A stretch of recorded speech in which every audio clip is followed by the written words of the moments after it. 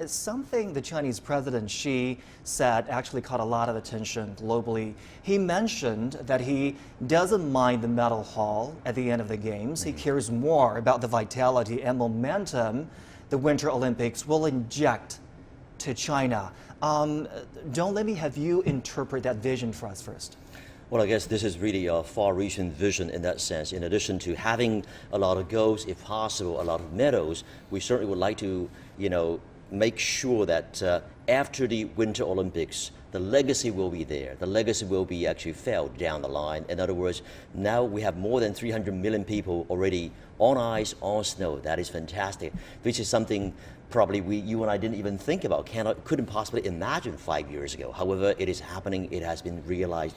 But down the line, there were a lot of more works, a lot of more efforts to be made, a lot of work to be done in order to really make it even more so. So to have the, all these popular sports further developed, not only in the north, but also perhaps we have to move them to the south, to the central part of China, to really make people feel we're not only enjoying summer sports, we also could really make a difference in winter sports. Yeah, China set a goal of engaging 300 million people in winter sports, and statistics show that over 346 million people actually tried out winter sports since winning the bid back in 2015. So that's been an achievement already. Paul, can I have your take on how the Chinese president thinks of the games and his hopes and expectations coming out of the Winter Games?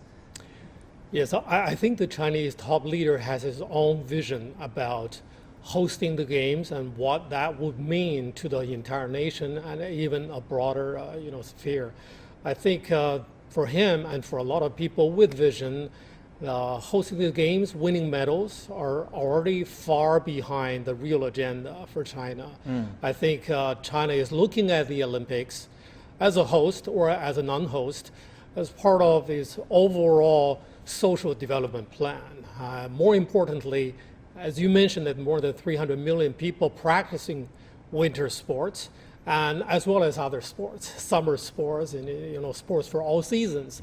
I think it's even more important to convert them completely and make them loyal to such practices of very, very new sports for them, and so that they can stay in China and their competitions can stay and develop in China, and that will mean significantly to the Olympic development in the history of itself. I think this is much, much more important, especially after Beijing has already successfully hosted the 2008 Summer Games, and China has been so close to the top of the medal tally table.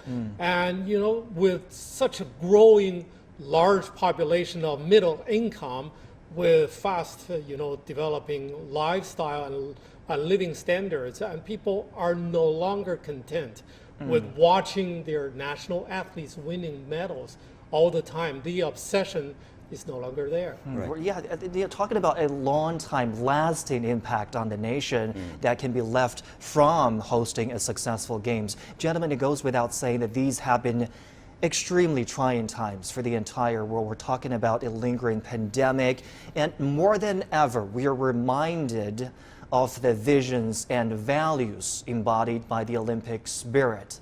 The Olympic truce is an ancient tradition that has been practiced for thousands of years, and a UN resolution has urged all countries to observe the truce for the duration of the Beijing Winter Olympics and Paralympics. How important is that, Dong? I think it's the way to show that, during this period, definitely solidarity is symbol, the token, and also if we can unite people around the world, in war zone areas or in war-torn countries, and by sports, and sports definitely transcend a lot of things, transcend a lot of barriers over language, over cultural barriers, over cultural differences, language difference, and so forth. We can unite people via sports, and sports is totally international. And by doing so, people can, laugh together, fight together through different competitions, and then cry together, share the happiness together. And that is the way what we want, and that is what human beings, the real value is. And this is really definitely something we would like to abide by. So I'm glad that during this period, the truce, has been already carried out in that sense, and most countries, I'm sure, will be abiding by this truce, and also will see this period to be actually in which we can enjoy happiness, we can enjoy this kind of solidarity, if you will.